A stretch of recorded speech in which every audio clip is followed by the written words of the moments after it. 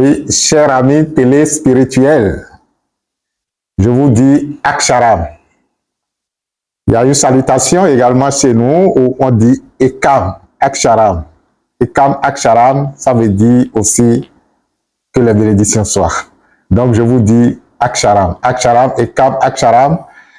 Ekam, c'est un nom divin qui, on en parlera. Pour le moment, bon, on reste là. Soyez alors les bienvenus sur notre rubrique, la rubrique qui nous permet de travailler sur nous-mêmes à partir des principes que les maîtres ont mis à la disposition de l'humanité. Et en la matière, nous avions terminé un processus sur les 7 principes de l'univers, les principes qui sont en rapport avec les 7 chakras. Et comme c'est toujours sur la chaîne, ceux qui le veulent, vous pouvez toujours aller écouter et analyser toujours ces principes. Et la meilleure façon de travailler sur ces principes, lorsque vous les prenez, les 7 principes de l'univers liés aux 7 chakras, c'est de commencer par le premier principe qui est lié au chakra de base et au monde matériel. Vous pouvez, dans une méditation, par exemple, parcourir les 7 principes, c'est-à-dire que vous prenez le premier principe sur lequel vous méditez pendant 5 à 10 minutes, le deuxième principe sur lequel vous méditez pendant 5 à 10 minutes, et chaque fois que vous parcourez, c'est-à-dire que vous passez d'un principe à un autre, vous élevez votre sensation du réseau des chakras d'un chakra à un autre jusqu'au 7e chakra. Et lorsque vous êtes au 7e chakra, vous gardez tout simplement votre attention sur ce chakra pendant que la phrase liée à ce principe défile dans votre monde intérieur. Voilà l'une des façons. Si vous faites ça, systématiquement, vos chakras vont commencer par se mettre en ordre. Vous allez commencer par créer de l'harmonie en vous. Je vous l'avais dit, nous sommes à une ère qu'on appelle l'ère du Verseau, l'ère de la communication, et la meilleure façon de s'éveiller, la meilleure façon de parvenir à l'éveil intérieur, c'est justement travailler sur les principes, le verbe qui s'exprime à travers les principes. Et les pratiques extérieures, lorsque cela ne se retrouve pas en accord et en unité avec votre conscience, vous n'allez pas vous éveiller, vous n'irez pas loin.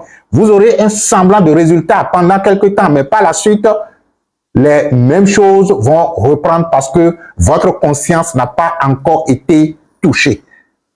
Les artifices extérieurs ne peuvent toucher votre conscience que lorsque ces artifices extérieurs émanent d'un principe, répondent à un principe et que pendant que vous êtes en train de le faire, que votre conscience s'éveille au principe qui, entre-temps, a donné la forme que vous êtes en train d'utiliser.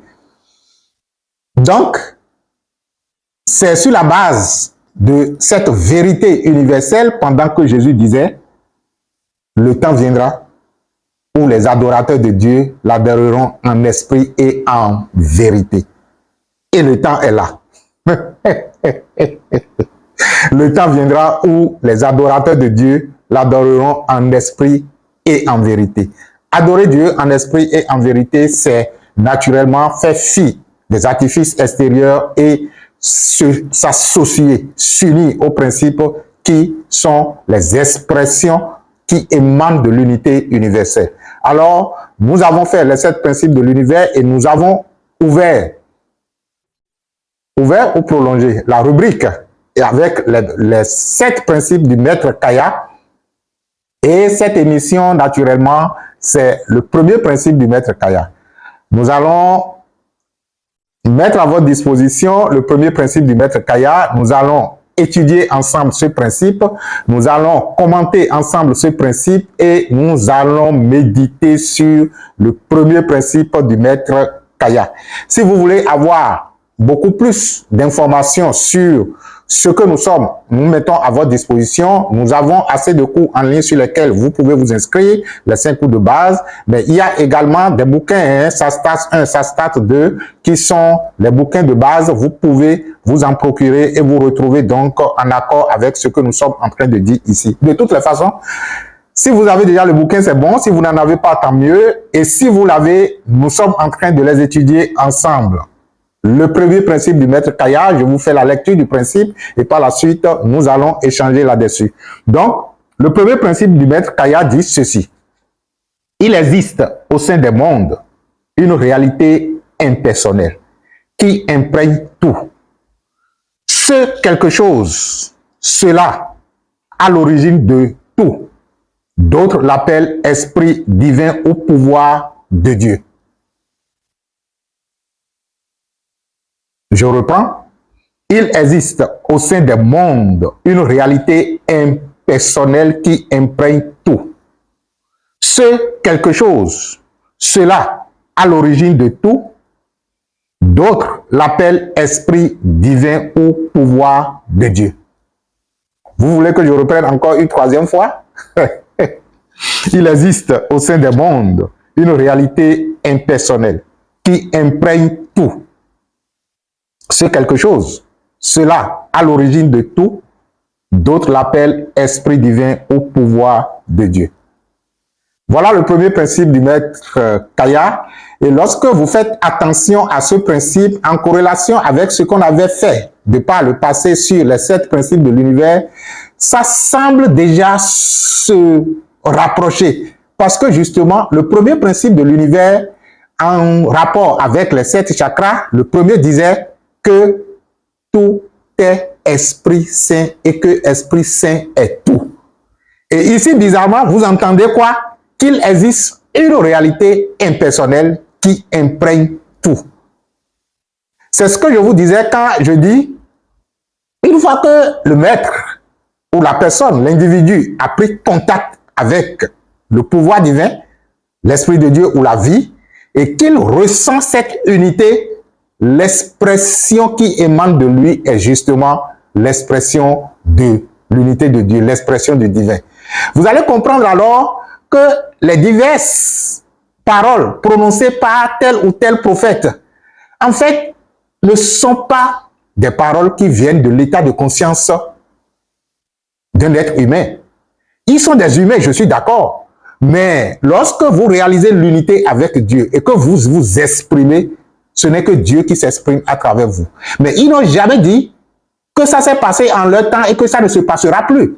L'erreur de l'humanité ou l'erreur de religion ou de la plupart des mouvements spirituels, justement, c'est de chercher à figer Dieu dans le passé. C'est-à-dire, oui, tel prophète a dit, tel maître a dit, tel a dit, et puis, ça s'est arrêté à eux. Comment pouvez-vous figer une réalité impersonnelle dans une personne? Ce n'est pas possible. C'est absolument con. C'est idiot de penser qu'une réalité impersonnelle peut se retrouver figée ou peut se trouver emprisonnée dans une et une seule personne. Donc, le maître Kaya dit, il existe au sein des mondes une réalité impersonnelle. Et cette réalité impersonnelle, c'est ce qu'on appelle l'esprit de Dieu, l'esprit divin. C'est ce que nous, on appelle la vie. La vie imprègne tout. La meilleure façon donc de mettre en application ce principe est, c'est donné, on dit, seule la croyance en son existence est la façon de prendre contact avec. C'est-à-dire que pour prendre contact avec cette réalité impersonnelle, il faut commencer par y croire. Ce n'est pas la croyance aveugle que les religions prônent. Il faut croire en Jésus, il faut croire en ci, il faut croire en ça. Non, ce n'est pas de ça qu'il s'agit. Mais il s'agit d'une croyance active, d'une croyance expérientielle, d'une croyance qui se base sur des faits. Vous allez me dire, oui, comment partir d'une croyance qui se base sur des faits? La seule façon, c'est justement de récupérer quelque chose qui est à portée de main. Qu'est-ce qui est à portée de votre main? De cette réalité impersonnelle. Je vais vous le dire, je vais vous le souffler. Ne le dites à personne. C'est justement la vie. Vous êtes vivant, non? Partez de cette vie et constatez tout simplement que cette chose à l'arrière-plan de la vie est ce qui fait vivre toute chose dans votre corps.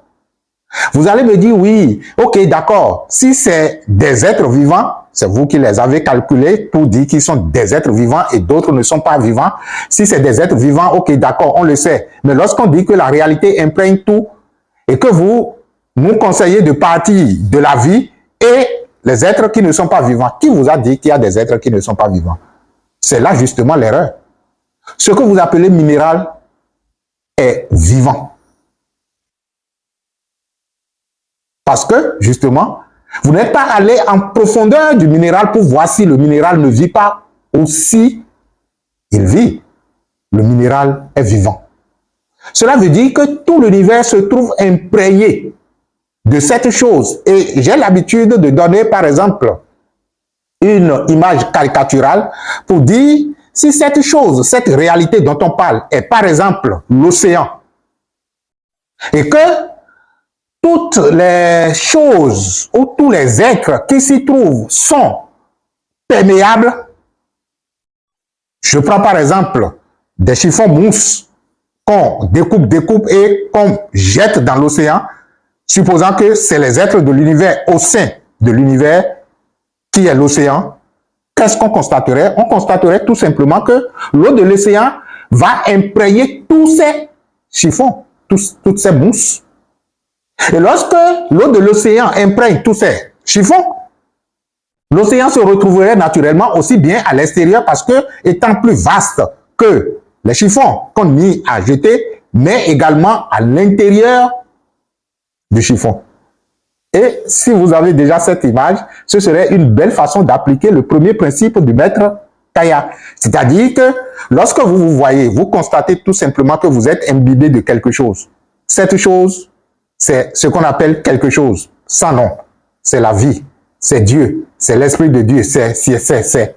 Et que de la même façon que vous en êtes imprégné, que tous les êtres de l'univers en sont imprégnés. Par conséquent, l'espace qui vous sépare, vous, d'un autre être, est naturellement cette chose. C'est ce quelque chose, c'est la vie. Vous voyez que lorsque votre conscience commence par se raffiner, votre conscience commence par avoir conscience d'un tel état de choses, il vous serait très difficile de chercher à faire du mal à votre prochain parce que justement, vous constaterez que entre vous et votre prochain, il n'y a qu'une seule expression, c'est l'expression de la vie qui vous imprègne et qui vous fait vivre et qui le fait vivre. Le danger dans cette histoire, c'est que vous allez réfléchir 1000 fois avant de tuer la fourmi qui passe devant vous. C'est ça justement le danger. Parce que lorsque vous commencez par expérimenter cette unité de cette chose qui imprègne tout, qui vous imprègne et qui vous permet d'être et qui permet à toute chose d'être, vous êtes en unité de cette chose. Et vous commencez par vivre l'expérience de cette unité. Vous commencez par voir cette chose en toute chose. Vous commencez par voir le divin en tout. Voilà donc une façon d'appliquer le premier principe du maître Kaya qui dit, je le répète, il existe au sein des mondes une réalité impersonnelle qui imprègne tout. Et que la croyance en son existence est la seule manière de prendre contact avec. C'est vrai que c'est une réalité impersonnelle.